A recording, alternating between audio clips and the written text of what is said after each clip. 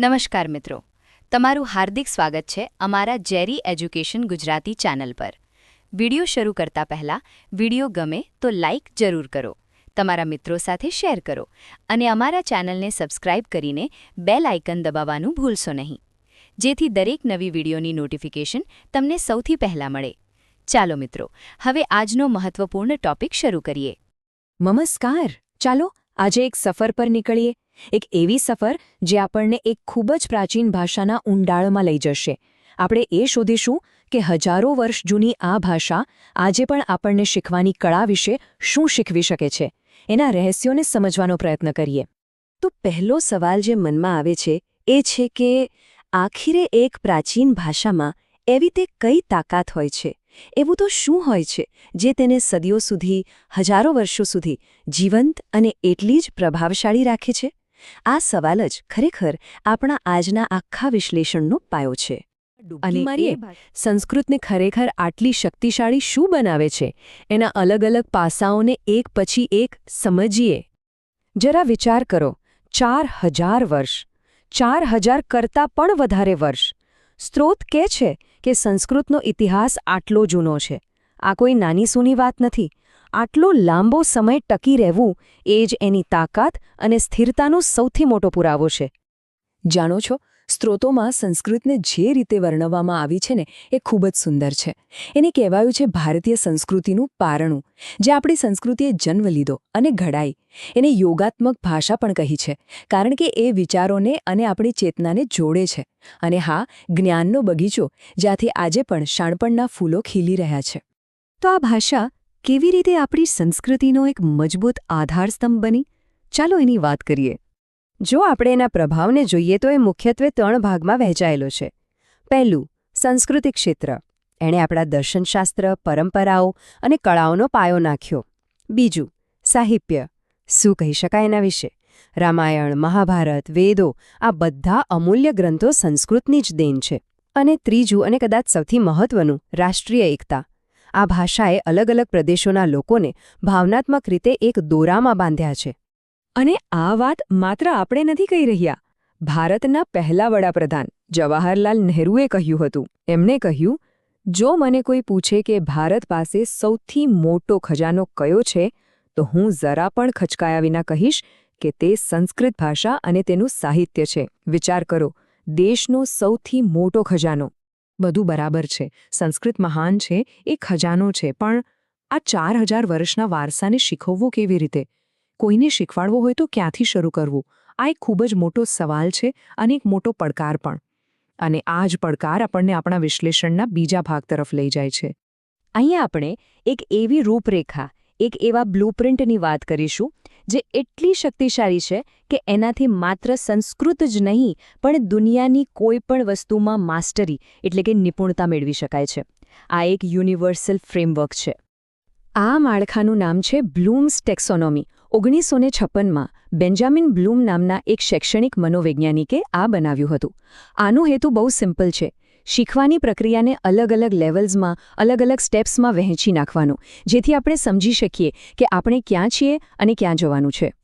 બ્લૂમે શીખવાના 3 મુખ્ય ભાગ પાડ્યા. પહેલું, જ્ઞાનાત્મક, એટલે કે જે આપણી વિચારવાની શક્તિ સાથે જોડાયેલું છે. બીજું, ભાવાત્મક, જે આપણી લાગણીઓ સાથે.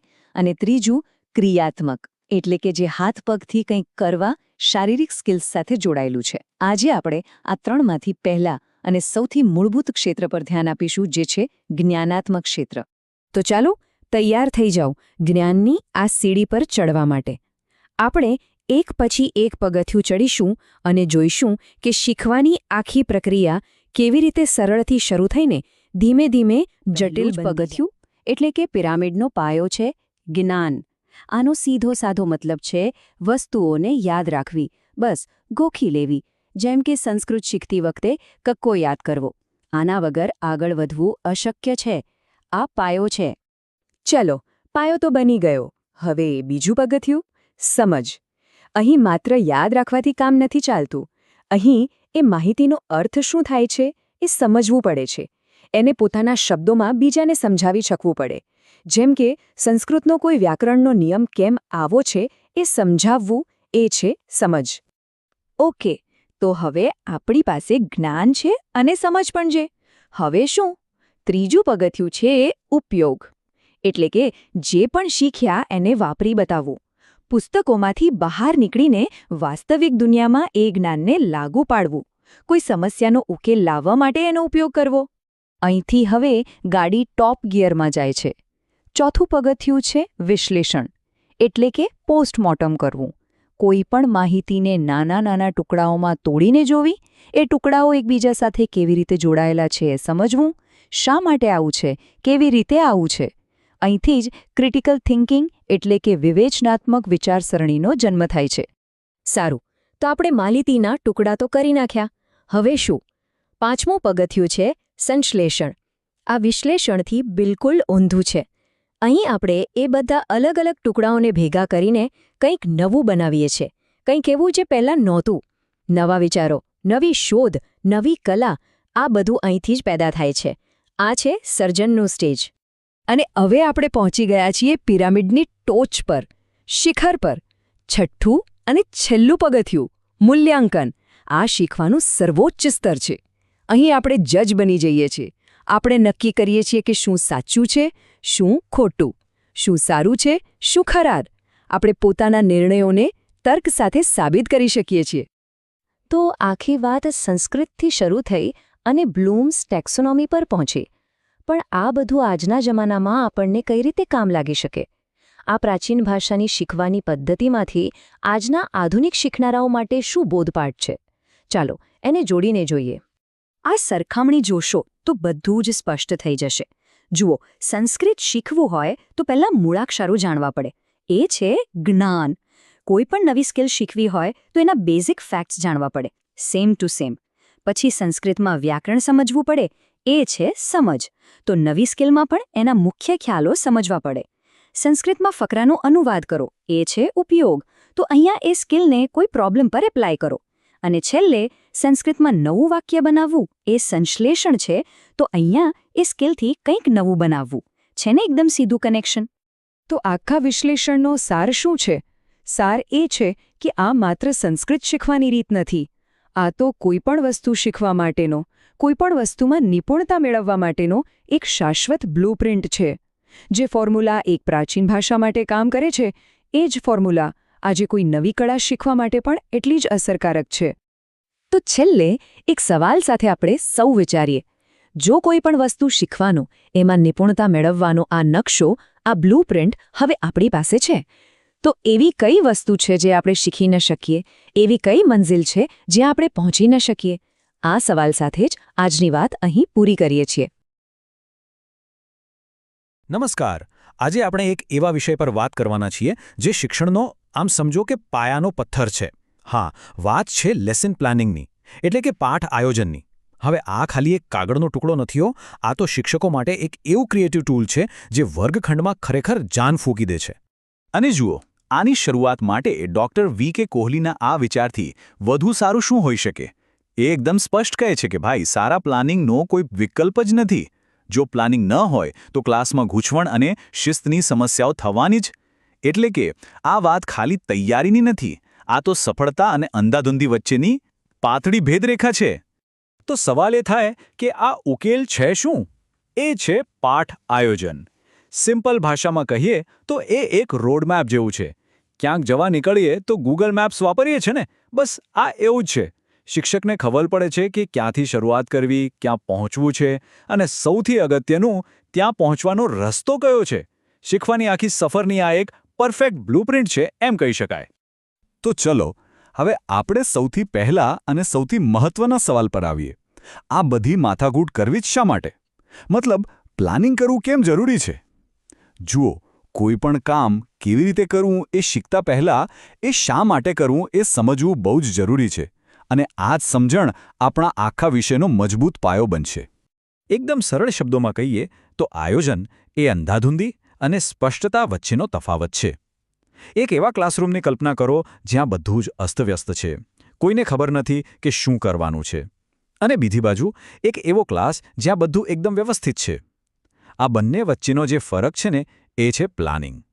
એ એક એવું માળખું પૂરું પાડે છે જે સારા શિક્ષણને શક્ય બનાવે છે. ઓકે, તો શા માટે એ તો આપણને સમજાઈ ગયું. હવે વારો છે કેવી રીતેનો. ચાલો હવે એ જોઈએ કે એકદમ અસરકારક અને ઉત્તમ પાઠ આયોજન બનાવવા માટે કયા વ્યવહારુ પગલાં ભરવા પડે છે. આ એ સવાલ છે જે દરેક શિક્ષકના મનમાં આવે છે કે એક પરફેક્ટ લેસન કેવી રીતે ડિઝાઇન કરવો. સારી વાત એ છે કે આપણી પાસે વર્ષોથી ચકાસાયેલું એક માળખું છે જે શિક્ષણશાસ્ત્રીઓને હંમેશા માર્ગદર્શન આપતું આવ્યું છે. ચાલો એ સ્ટેપ્સ પર એક નજર કરીએ. આ છે હર્બર્ટિયન 100 પાનો. આ એકદમ તાર્કિક ક્રમ છે. સૌથી પહેલાં આવે પૂર્વ તૈયારી, જેમાં વિદ્યાર્થીઓ જે જાણે છે એને આપણે યાદ કરાવીએ. પછી આવે રજૂઆત, જ્યાં નવું જ્ઞાન પીરસવામાં આવે. ત્યારબાદ જૂના અને નવા જ્ઞાનને જોડીએ, જેને કહેવાય સાહચર્ય. પછી એમાંથી નિયમ ઉતારવીએ અને પછી એ જ્ઞાનને વાસ્તવિક જીવનમાં ક્યાં વાપરવું એ શીખીએ. અને છેલ્લે ફટાફટ એક રિવિઝન એટલે કે પુનરાવર્તન. જોયું, એક સંપૂર્ણ સાયકલ છે આ. ચાલો હવે આ પ્લાનિંગ નામના દસ્તાવેજની અંદર ડોકિયું કરીએ. કોઈ મજબૂત ઇમારતની જેમ જ એક સારા પાઠ આયોજનના પણ કેટલાક ખાસ ઘટકો હોય છે. આ ઘટકો જ તેને મજબૂત અને અસરકારક બનાવે છે. જેમ કોઈ સારી રેસિપીમાં અલગ અલગ સામગ્રી હોય છે, તેમ લેસન પ્લાનના પણ કેટલાક મુખ્ય ઘટકો હોય છે. આ બધા ભાગો જ્યારે વ્યવસ્થિત રીતે જોડાય ત્યારે જ એક સંપૂર્ણ અને અસરકારક પાઠ તૈયાર થાય છે. તો ચાલો એ ઘટકોને એક પછી એક સમજીએ. સૌથી પહેલાં તો આવે બેઝિક માહિતી, જેમ કે તારીખ, ધોરણ, વિષય વગેરે. પછી આવે છે વિશિષ્ટ હેતુઓ, એટલે કે આ પાઠ પૂરો થયા પછી વિદ્યાર્થીઓ શું શીખશે. એ પછી આપણે નક્કી કરીએ છીએ કે કઈ પદ્ધતિઓનો ઉપયોગ કરીશું, સંદર્ભ સાહિત્ય કયું વાપરવું, કયા શૈક્ષણિક સાધનો જોઈશે અને મુખ્ય વિષયવસ્તુ શું હશે. આ બધું પાયાની રચના કરે છે. અને હવે આવે છે પાઠની અસલી પ્રક્રિયા. પ્રસ્તાવનાથી વિદ્યાર્થીઓનું ધ્યાન ખેંચાય. વિષય નિરૂપણમાં પાઠનો મુખ્ય ભાગ આવે. પછી આવે મૂલ્યાંકન. ભણાવ્યું તો ખરું, પણ કેટલું સમજાયું એ ચકાસવું પણ જરૂરી છે ને. બ્લેકબોર્ડ પર લખેલો સાર મુખ્ય મુદ્દા યાદ રાખવામાં મદદ કરે. અને છેલ્લે સ્વાધ્યાય, જે શીખેલા જ્ઞાનને પાકું કરે છે. ચાલો, બહુ થિયરી થઈ ગયું. હવે આ બધું પ્રેક્ટિકલમાં કેવું દેખાય છે એ જોઈએ. આ બધા સિદ્ધાંતોને એક વાસ્તવિક ક્લાસરૂમમાં કેવી રીતે લાગુ પાડી શકાય. આપણે ગદ્ય શીખવવાના એક ઉદાહરણથી આ આખી વાતને સમજીએ. અહીં જુઓ, આ ચક્ર બતાવે છે કે ગદ્ય શીખવવા માટે કેટલી બધી અલગ અલગ પદ્ધતિઓ છે. અનુવાદ પદ્ધતિ, પ્રશ્નોત્તર પદ્ધતિ, તુલનાત્મક પદ્ધતિ. આ સ્પષ્ટ કરે છે કે મંજિલ એક જ હોય, પણ ત્યાં પહોંચવાના રસ્તા અનેક હોઈ શકે છે. અને સાચા સમયે સાચા રસ્તાની પસંદગી કરવી એ જ તો કળા છે. ચાલો આમાંથી 2 પદ્ધતિઓની સરખામણી કરીએ. એક છે અનુવાદ પદ્ધતિ. આમાં શું થાય? બસ એક ભાષામાંથી બીજી ભાષામાં ટ્રાન્સલેટ કરીને મૂળભૂત સમજ આપી દેવાય. પણ બીજી બાજુ છે પ્રશ્નોત્તર પદ્ધતિ. આ વધારે રસપ્રદ છે. અહીં શિક્ષક સવાલો પૂછીને વિદ્યાર્થીઓને જાતે જ પાઠના ઊંડાણમાં ઉતરવા માટે પ્રોત્સાહિત કરે છે. બંને ઉપયોગી છે, પણ બંનેના હેતુ અલગ અલગ છે. તો આટલી બધી મહેનતનું ફળ શું? કેમ કરવું આ બધું? ચાલો ફટાફટ જોઈએ કે સારા પ્લાનિંગના જબરદસ્ત ફાયદા શું છે. આનાથી ખરેખર શું બદલાવ આવે છે? સૌથી પહેલું અને સૌથી મોટું પરિણામ, શિક્ષકનો આત્મવિશ્વાસ વધે છે. જ્યારે ખબર હોય કે આગળ શું કરવાનું છે અને કેવી રીતે કરવાનું છે, ત્યારે વર્ગમાં એક અલગ જ સહજતા અને નિયંત્રણનો અનુભવ થાય છે. બીજું, સમય અને શક્તિ બંને બચે છે. છેલ્લી ઘડીની ભાગદોડ અને ગૂંચવણમાંથી મુક્તિ મળે. બધું જ વ્યવસ્થિત રીતે આગળ વધે છે, જેથી શિક્ષણ પ્રક્રિયા એકદમ સરળ અને પ્રવાહી બની જાય છે. ત્રીજું અને સૌથી અગત્યનું, સારું આયોજન સીધું જ સારા પરિણામો સાથે જોડાયેલું છે. એક સુઆયોજિત પાઠ એ ખાતરી કરે છે કે શીખવાના જે હેતુઓ નક્કી કર્યા હતા તે સ્પષ્ટ છે અને તે પૂરા પણ થાય છે. અને છેવટે, એક સારું આયોજન શીખવાની આખી પ્રક્રિયાને એક દિશા અને હેતુ આપે છે. વિદ્યાર્થીઓને પણ ખબર પડે છે કે તેઓ જે શીખી રહ્યા છે તે શા માટે શીખી રહ્યા છે. આનાથી શીખવાની પ્રક્રિયા વધુ અર્થપૂર્ણ અને રસપ્રદ બને છે. અને છેલ્લે લિસ્ટર બી સ્ટેન્ડની આ વાત બધું જ કહી દે છે કે પાઠ આયોજન એ વાસ્તવમાં કાર્યની યોજના છે. આ ખાલી કાગળ પર લખેલા શબ્દો નથી. આ તો એક્શન પ્લાન છે.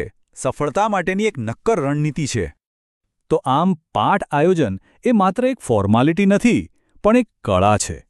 જ્ઞાનનું એક સુંદર માળખું બનાવવાની કળા. તે શિક્ષણની કળાનું કેન્દ્રબિંદુ છે. તો હવે સવાલ એ છે કે જો પાઠ આયોજન એ શીખવાની એક બ્લુપ્રિન્ટ હોય તો તેનાથી આગળ કઈ શાનદાર ઇમારતનું નિર્માણ થશે? સંસ્કૃત વિશ્વની સૌથી જૂની ભાષાઓમાંની એક, પણ આજે એક મોટો સવાલ આપણી સામે છે. આ અમૂલ્ય વારસાને આજના જમાનામાં જીવંત કેવી રીતે રાખવો?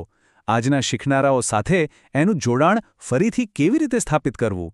ચાલો આ પડકારને સમજવા અને એના ઉકેલ માટે એક આધુનિક ટૂલકિટ પર નજર કરીએ. આ જ આપણા આજના વિશ્લેષણનો મુખ્ય પ્રશ્ન છે, ખરું ને? વાત માત્ર જૂના ગ્રંથો ભણાવવાની નથી, પણ એ જ્ઞાનને એવા સ્વરૂપમાં રજૂ કરવાની છે જે આજના વિદ્યાર્થીઓને સ્પર્શે, એમને પ્રેરણા આપે અને એમના માટે ઉપયોગી પણ બને. તો પછી આનો ઉપાય શું હોઈ શકે? જવાબ છે પરંપરાગત પદ્ધતિઓથી થોડુંક આગળ વધવાનો અને આપણી ઇન્દ્રિયોને શીખવાની પ્રક્રિયામાં સામેલ કરવાનો. જ્યારે શિક્ષણ માત્ર પુસ્તકોના પાનાઓમાંથી મગજ સુધી સીમિત નથી રહેતું, પણ એક સંપૂર્ણ અનુભવ બને છે, ત્યારે જ એ ખરા અર્થમાં અસરકારક બને છે. આ એકદમ પાયાનો સિદ્ધાંત છે. જરા વિચારો, જ્યારે આપણે કોઈ વસ્તુને ખાલી વાંચીએ એના કરતાં એને જોઈએ છીએ, સાંભળીએ છીએ, ત્યારે એ આપણા મગજમાં કેટલી ઊંડે સુધી ઉતરી જાય છે. બસ ભાષા શીખવા માટે પણ આ જ નિયમ લાગુ પડે છે. અને આ સિદ્ધાંત કેટલો શક્તિશાળી છે એ આ આંકડો બતાવે છે. જી હા, લગભગ 85%. આપણા સ્ત્રોત મુજબ આપણે જે કંઈ પણ જ્ઞાન મેળવીએ છીએ એમાંથી લગભગ 85% તો આપણી દ્રષ્ટિ એટલે કે જોવાની ઇન્દ્રિય દ્વારા જ આવે છે. આના પરથી સ્પષ્ટ થાય છે કે શીખવવામાં દ્રશ્ય સાધનો કેટલા અનિવાર્ય છે. તો આ માટે આપણે એક શિક્ષકની ટૂલ કિટની કલ્પના કરી શકીએ. આ ટૂલ કિટના મુખ્યત્વે બે ભાગ છે. એક છે એનાલોગ ટૂલકિટ, જેમાં વર્ષોથી વપરાતા આવેલા પરંપરાગત સાધનો છે, અને બીજી છે ડિજિટલ ટૂલકિટ, જે આધુનિક ટેકનોલોજીની દેન છે. ચાલો આપણે આ બંને ટૂલકિટના ખજાનાને એક પછી એક ખોલીને જોઈએ. સારું, તો ચાલો સૌથી પહેલા આપણી ટૂલકિટના પહેલા ભાગમાં ડૂબકી મારીએ. અહીં એવા સાધનો છે જે કદાચ આપણને બહુ પરિચિત લાગશે, પણ એમની અસરકારકતા આજે પણ એટલી જ મજબૂત છે. કહી શકાય કે આ ક્લાસિક સાધનો શિક્ષણનો પાયો છે. જરા આ સ્લાઇડ પર નજર કરો. ચિત્રો, નકશા, મોડલ્સ, બ્લેકબોર્ડથી લઈને ફ્લેશકાર્ડ સુધી. આ એનાલોગ ટૂલકિટની વિવિધતા ખરેખર પ્રભાવશાળી છે. દરેક સાધનનો એક ચોક્કસ હેતુ છે, અને તે સંસ્કૃતના જુદા જુદા પાસાઓ જેમ કે વ્યાકરણ, શબ્દભંડોળ કે પછી કથાઓને સમજાવવા માટે વાપરી શકાય છે. ચાલો આ ટૂલકિટના એક બહુ જ શક્તિશાળી સાધન એટલે કે ચાર્ટ પર ધ્યાન કેન્દ્રિત કરીએ. ચાર્ટ એટલે શું? એ માત્ર માહિતીનો ઢગલો નથી, પણ જટિલ વિચારોને સરળ, સુસંગત અને દૃશ્ય સ્વરૂપમાં રજૂ કરવાની એક અદ્ભુત કળા છે. અને જુઓ, ચાર્ટ એટલે કંઈ એક જ પ્રકારની વસ્તુ નથી. એના કેટલા બધા પ્રકાર છે. જેમ કે વિકાસાત્મક ચાર્ટ દ્વારા કોઈ વાર્તા કે વિચારનો ક્રમબદ્ધ વિકાસ બતાવી શકાય, તો તુલનાત્મક ચાર્ટ દ્વારા બે પાત્રો કે વ્યાકરણના બે નિયમો વચ્ચેનો તફાવત એકદમ સ્પષ્ટ કરી શકાય છે. અહીં સૌથી મહત્વનો મુદ્દો એ છે કે એક સારો ચાર્ટ માત્ર માહિતી નથી આપતો, પણ એ શીખવાની પ્રક્રિયાને વધુ ઊંડી બનાવે છે. સંસ્કૃતના જે નિયમો અમૂર્ત લાગે છે, જે જોઈ શકાતા નથી, તેને એ મૂર્ત સ્વરૂપ આપે છે.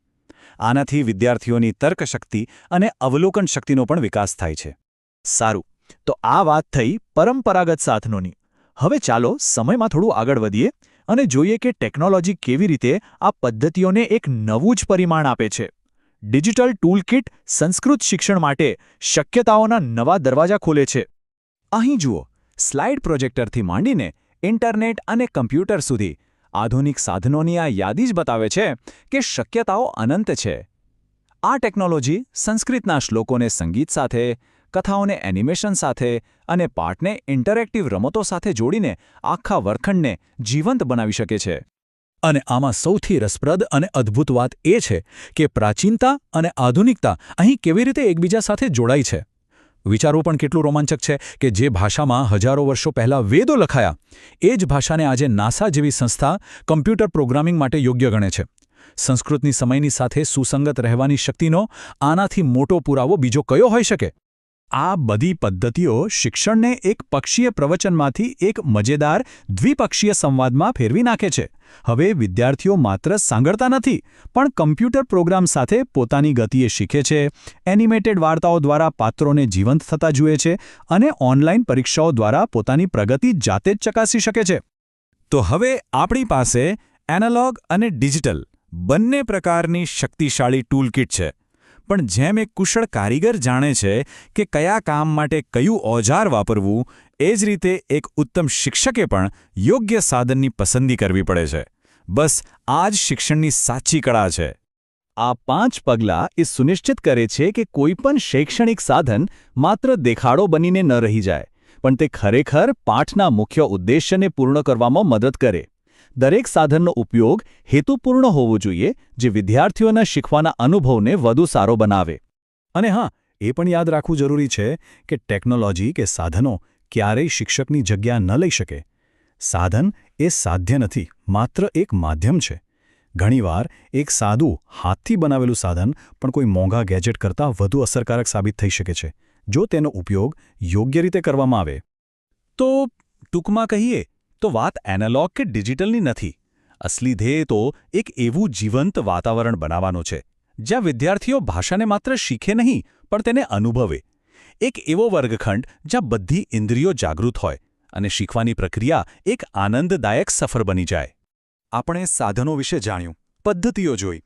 તો હવે સવાલ એ થાય છે કે આ બધી ટૂલકિટનો ઉપયોગ કરીને ભવિષ્યનો સંસ્કૃત વર્ગખંડ કેવો હશે?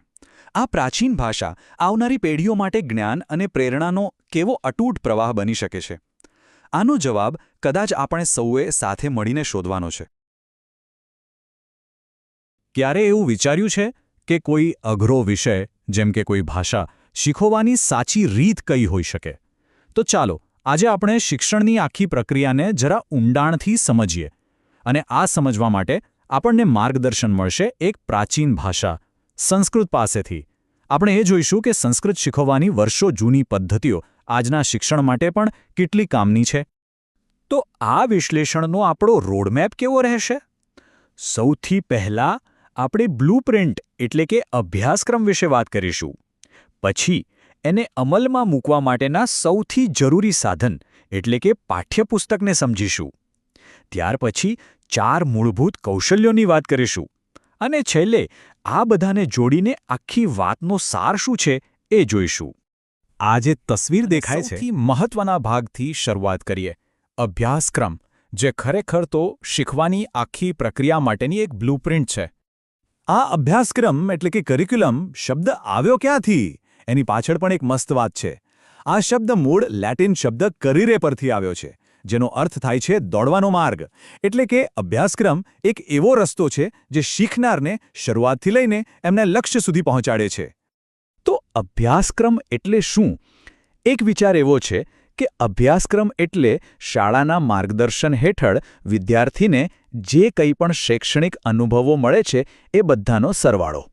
હવે બીજા એક નિષ્ણાત, એડવર્ડ એ કિંગ, એને થોડી અલગ રીતે જુએ છે. એમના મતે અભ્યાસક્રમ એટલે એવા સાધનો અને તકો જે શાળા વિદ્યાર્થીઓને શીખવા માટે પૂરા પાડે છે. અને આ વ્યાખ્યા તો જુઓ, એ કેટલી વિશાળ છે. એ કહે છે કે અભ્યાસક્રમ એટલે એવી કોઈ પણ વસ્તુ, પછી એ કોઈ સામગ્રી હોય કે પ્રવૃત્તિ, જે વિદ્યાર્થીના ભણતર, વિકાસ કે પછી એના વર્તન પર સહેજ પણ અસર કરે. તો આ બધી અલગ અલગ વ્યાખ્યાઓનો વ્યવહારમાં શું અર્થ થાય? એના આધારે જ વિદ્યાર્થીઓ માટે ઉંમર પ્રમાણે અલગ અલગ લક્ષ્યો નક્કી થાય છે. જેમ કે પ્રાથમિક સ્તરે બાળકો સરળ વાતચીત કરતા શીખે, વાર્તાઓ સમજે, અને માધ્યમિક સ્તરે એ જ વિદ્યાર્થીઓ યોગ્ય લય સાથે વાંચન અને સાહિત્યનું ઊંડાણપૂર્વક વિશ્લેષણ કરતા શીખે છે. ભલે લક્ષ્યો તો નક્કી થઈ ગયા, પણ આ લક્ષ્યો સુધી પહોંચાડશે કોણ? એનું સૌથી મુખ્ય અને જરૂરી સાધન કયું? જી હા, હવે વાત કરીએ પાઠ્યપુસ્તકની. જુઓ, કેટલી સરસ વાત કહી છે કે પાઠ્યપુસ્તક વગર આધુનિક શિક્ષણ વ્યવસ્થાની કલ્પના કરવી એ તો જાણે ડેનમાર્કના રાજકુમાર વગર હેમ્લેટ નાટકની કલ્પના કરવા જેવું છે. સાચી વાત છે. પાઠ્યપુસ્તક તો જાણે શિક્ષણની આખી વાર્તાનો મુખ્ય પાત્ર છે. હવે કોઈ પણ પાઠ્યપુસ્તક કેવું હોવું જોઈએ એ સમજવા માટે એના 2 પાસા જોવા પડે. એક છે એના બાહ્ય લક્ષણો, એટલે કે એનું કવર કેવું છે, કાગળ કેવો છે, અક્ષરો બરાબર વંચાય છે કે નહીં. અને બીજું, અને સૌથી મહત્વનું, એના આંતરિક લક્ષણો, એટલે કે એની અંદરની વિષયવસ્તુ, ભાષાની સરળતા અને પ્રકરણોની ગોઠવણ કેવી છે. તો બ્લૂપ્રિન્ટ એટલે કે અભ્યાસક્રમ તૈયાર છે અને એને પહોંચાડવા માટેનું સાધન એટલે કે પાઠ્યપુસ્તક પણ હાથમાં છે. હવે શું? હવે વારો આવે છે પ્રેક્ટિસનો, એટલે કે મૂળભૂત કૌશલ્યો વિકસાવવાનો. કોઈ પણ ભાષા શીખવી હોય ને તો તેના 4 પાયા હોય છે. સૌથી પહેલાં શ્રવણ એટલે કે સાંભળીને સમજવું. પછી આવે કથન એટલે કે બોલવું. ત્યાર પછી વાચન અને છેલ્લે લેખન. આ એક કુદરતી અને તાર્કિક ક્રમ છે. અહીં એક બહુ જ રસપ્રદ અને મહત્વની વાત છે. સાંભળવું અને શ્રવણ કરવું. શું આ બંને એક જ છે? ના, બિલકુલ નહીં. સાંભળવું એટલે ક્યાં કાન પર કોઈ અવાજ પડવો, જ્યારે શ્રવણ કરવું એટલે ધ્યાન આપીને સક્રિય રીતે એ અવાજનો અર્થ સમજવો. આ બંનેમાં જમીન આસમાનનો ફરક છે. અને તમને જાણીને નવાઈ લાગશે, પણ શ્રવણ કેટલું મહત્વનું છે. એક અભ્યાસ મુજબ પ્રાથમિક શાળાનું બાળક પોતાના દિવસનો લગભગ 54% સમય ફક્ત બીજાને સાંભળીને શીખવામાં વિતાવે છે. તો ચાલો હવે આ બધા અલગ અલગ ટુકડાઓને જોડીને એક આખી તસવીર બનાવીએ. આ અભ્યાસક્રમ, પાઠ્યપુસ્તક અને કૌશલ્યો આ બધું એકસાથે મળીને કેવી રીતે કામ કરે છે. જુઓ, વાત બહુ સીધી અને સ્પષ્ટ છે. એક સારો અભ્યાસક્રમ આપણને જણાવે છે કે શું અને શા માટે શીખવું છે. એક સારું પાઠ્યપુસ્તક એ રસ્તો બતાવે છે કે કેવી રીતે શીખવું છે. અને આ બધાની સાથે જ્યારે 4 મૂળભૂત કૌશલ્યો પર ધ્યાન આપવામાં આવે ત્યારે જ સાચી અને વ્યવહારુ આવડત કેળવાય છે. અને આ બધી ચર્ચાના અંતે એક મોટો સવાલ ઊભો થાય છે. ભલે આખું માળખું એક પ્રાચીન ભાષા શીખવવા માટેનું હોય, પણ શું આ જ પદ્ધતિ ભવિષ્યના નવા કૌશલ્યો શીખવાની ચાવી ન હોઈ શકે? કદાચ કંઈક નવું શીખવાની સૌથી અસરકારક રીત નવી નથી, પણ સદીઓથી આપણી સામે જ રહેલી છે.